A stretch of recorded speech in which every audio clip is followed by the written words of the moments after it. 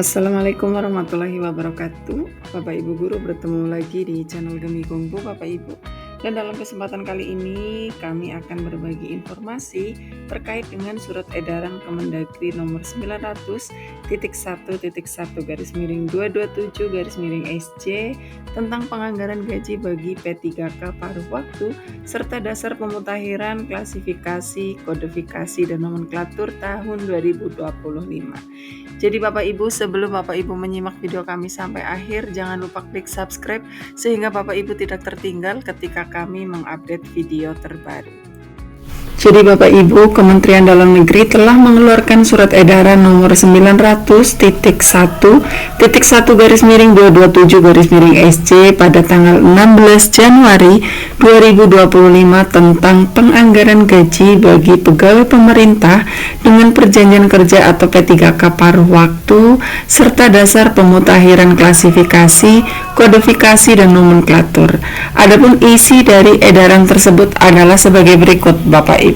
Di sini tertera Kementerian Dalam Negeri Republik Indonesia Bapak Ibu, kemudian perihalnya seperti yang tadi telah kita bahas sehubungan dengan pelaksanaan Undang-Undang Nomor 20 Tahun 2023 tentang Aparatur Sipil Negara dan Keputusan Menteri Pendayagunaan Aparatur Negara dan Reformasi Birokrasi Nomor 16 Tahun 2025 tentang pegawai pemerintah dengan perjanjian kerja atau P3K paruh waktu.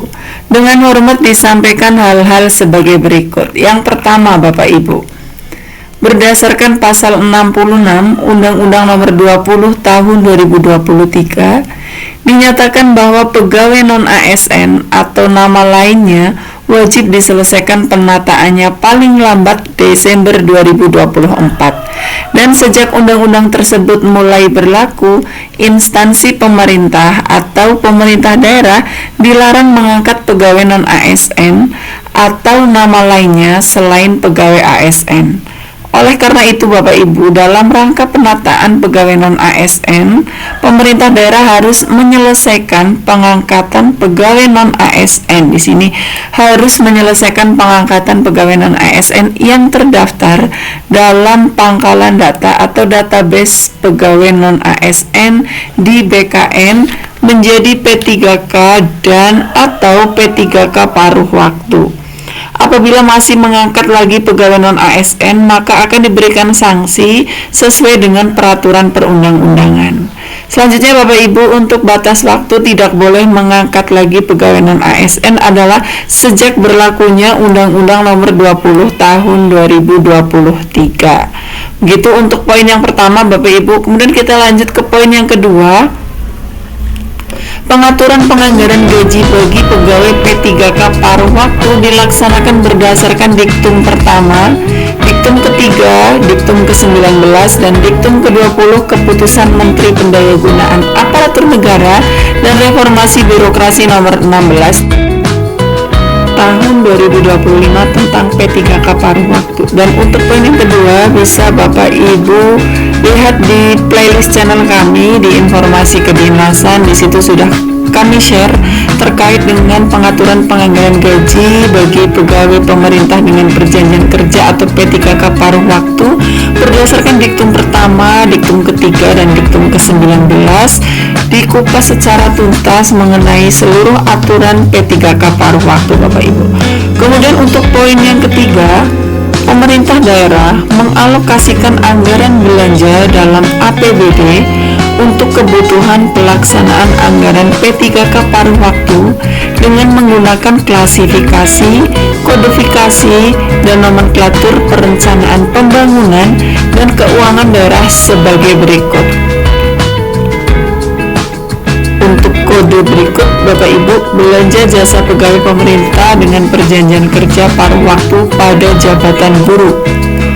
Kemudian dengan kode 5.1.02.02.01.0084 adalah belanja jasa pegawai pemerintah dengan perjanjian kerja paruh waktu pada jabatan tenaga kependidikan. Dan selanjutnya Bapak Ibu, untuk kode 0085 adalah belanja jasa pegawai pemerintah dengan perjanjian kerja pada jabatan tenaga kesehatan. Berikutnya, untuk jabatan tenaga teknis, dan berikutnya untuk jabatan pengelola umum operasional, dan kode 5.1.02.01.0088 adalah pada jabatan operator layanan operasional.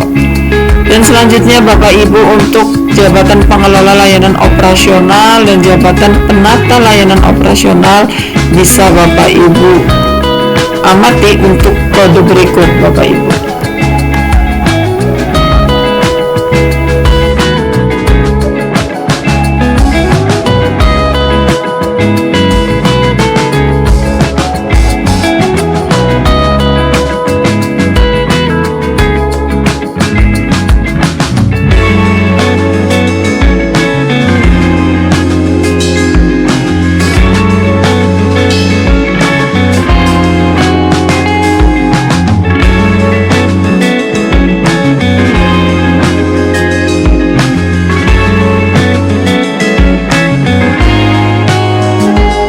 Jadi Bapak Ibu, pemerintah daerah mengalokasikan anggaran belanja dalam APBD untuk kebutuhan anggaran P3K paruh waktu Bapak Ibu. Dan yang selanjutnya, untuk poin yang selanjutnya, poin keempat, apabila anggaran belanja jasa pegawai P3K paruh waktu belum tersedia atau belum cukup tersedia dalam APBD tahun anggaran 2025, pemerintah daerah dapat menggunakan belanja tidak terduga dengan cara melakukan perubahan peraturan kepala daerah tentang penjabaran APBD tahun anggaran 2025 mendahului peraturan daerah tentang perubahan APBD tahun anggaran 2025 dan diberitahukan kepada pimpinan DPRD sesuai dengan ketentuan peraturan perundang-undangan. Jika belanja tidak terduga tidak mencukupi agar menggunakan dana dari hasil penjadwalan ulang, capaian program dan kegiatan lainnya serta pengeluaran pembiayaan dalam tahun anggaran berjalan dan atau memanfaatkan kas yang tersedia. Demikian untuk menjadi maklum dan diucapkan terima kasih Bapak Ibu. Jadi intinya Bapak Ibu, terkait surat edaran Kemendagri penganggaran penggajian P3K paruh waktu tahun 2025 serta dasar pemutakhiran, klasifikasi, kodifikasi dan nomenklatur penganggaran belanja P3K paruh waktu dalam APBD menggunakan klasifikasi, kodifikasi dan nomenklatur perencanaan, pembangunan dan keuangan daerah Bapak Ibu. Jika anggaran belanja jasa pegawai paruh waktu belum tersedia atau belum mencukupi dalam dana APBD 2025, pemerintah bisa menggunakan belanja tidak terduga.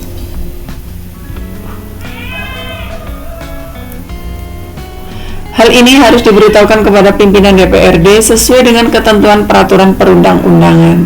Selain itu Bapak Ibu, apabila belanja tidak terduga tidak mencukupi, maka belanja P3K paruh waktu menggunakan dana penjadwalan ulang, capaian program dan kegiatan lainnya.